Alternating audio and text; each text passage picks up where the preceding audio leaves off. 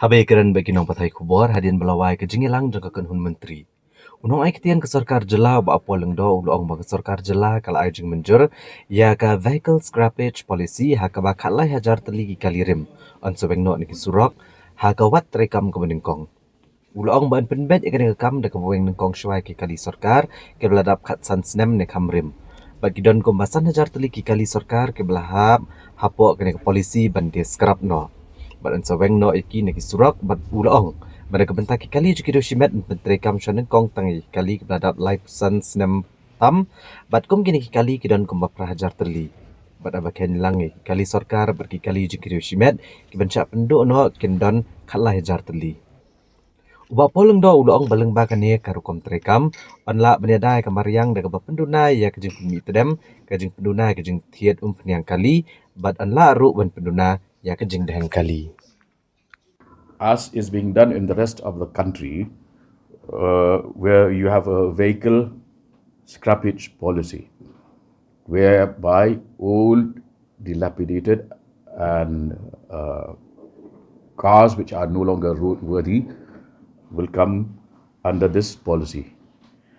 The major benefits of having this policy is to allow the government to reduce pollution levels through less emission, reduce fuel import, which means less extraction, and recycling of raw materials.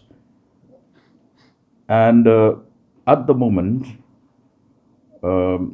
Shillong has roughly 276,262 vehicles, followed by Tura and Jawai. We will now start addressing concerns relating to air pollution caused by inefficient and old vehicles. However, taking into account the overall economic condition of the people of the state, we will address the matter by first taking off government vehicles which are 15 years and older.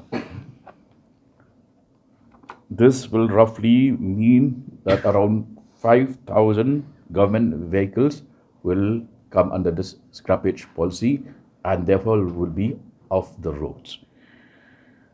Where private owned vehicles are concerned, we have decided to first implement by limiting this policy only to vehicles which are 35 years and older.